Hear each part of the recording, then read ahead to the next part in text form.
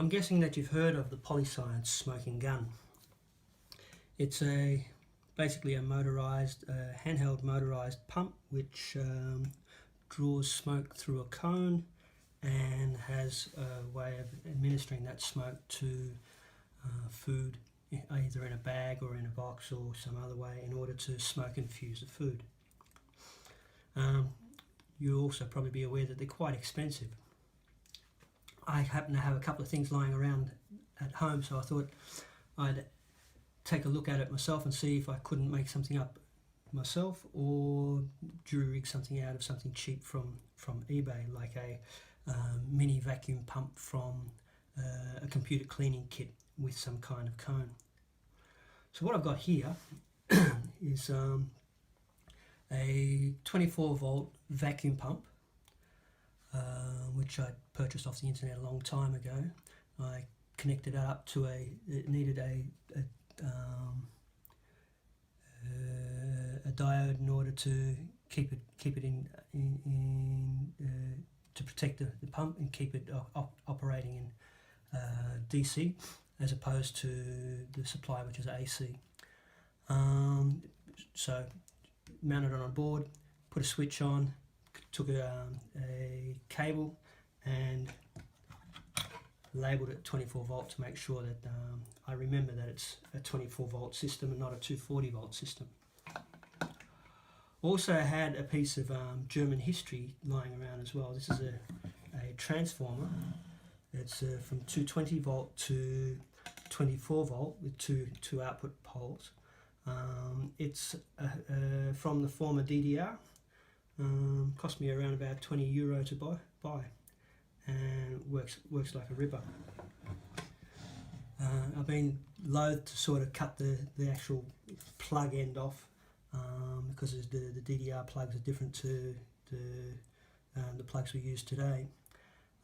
So I use an adapter for that, and it works fine. Another thing that I had lying around the home was this. This is an old laboratory tool from school days. It's a water aspirated vacuum pump. What happens, you attach it to the tap here, and then pass water through here, and what that does is creates a vacuum inside here, inside this chamber, and draws the vacuum through there. And that's what we used to use to put vacuum on vacuum desiccators and on Buchner flasks and that kind of thing, anytime when we needed to make a vacuum.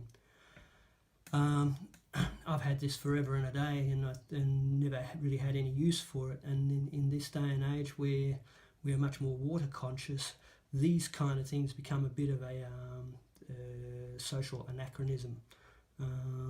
There are other ways, better ways to do it now, such as with these little mini vacuum pumps.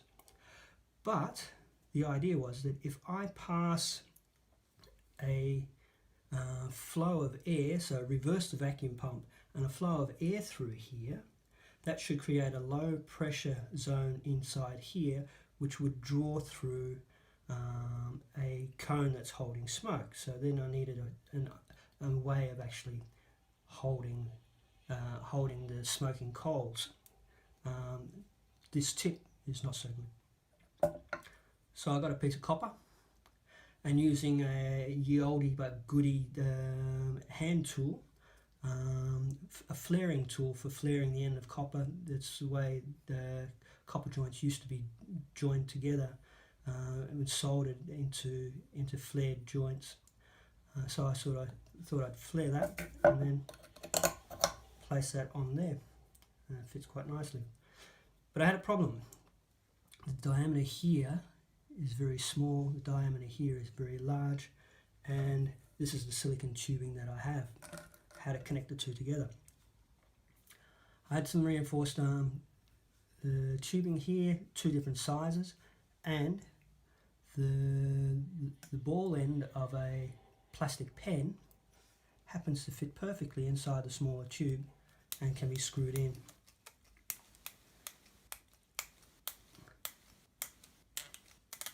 Quite firmly, holding that. From there we can wet it down a bit and put the mount the silicone tubing onto that. And then from there, all we have to do is mount the silicone tubing onto the one end of the vacuum pump. This is the vacuum side of the pump, so this air comes in here, and this is the exhaust port, so air comes out here. So in this particular case, we're using it as a push pump in order to push air rather than to draw air into a vacuum. Now the last little thing we need is some way to make this smaller so as to hold this coals and allow air to be drawn through it as well. The simplest way to do that is to take some tin foil,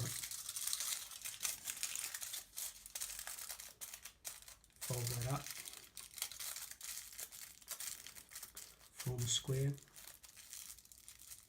It doesn't have to be too thick. You could always replace these pieces if you like. Place that onto the cone, pushing it in so that we have a seating area for the cone.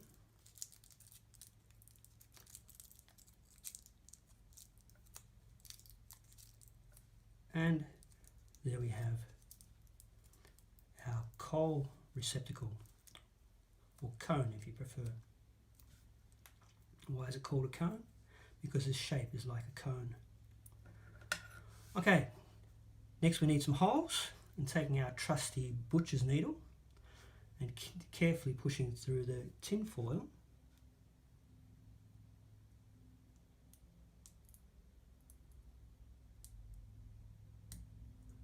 Make a few holes.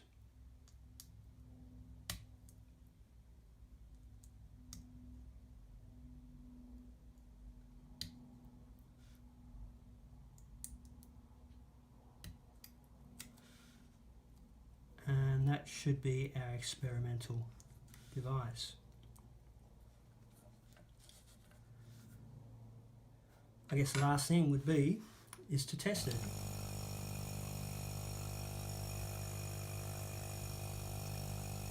And the only way to test it to see if we get any smoke is to take something that can be burnt and set fire to it. So we'll be back in 1 minute. Okay, we're back. What I've got here is a small amount of black tea. I'm just going to put a little bit on top here for now, not too much. And then I'm going to set the pump going and then set fire to it and see if we get some smoke. Hopefully you'll be able to see the smoke.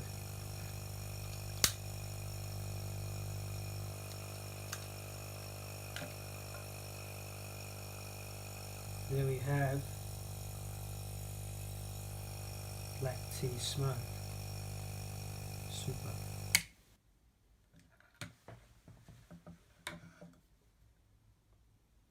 Well, that worked quite effectively.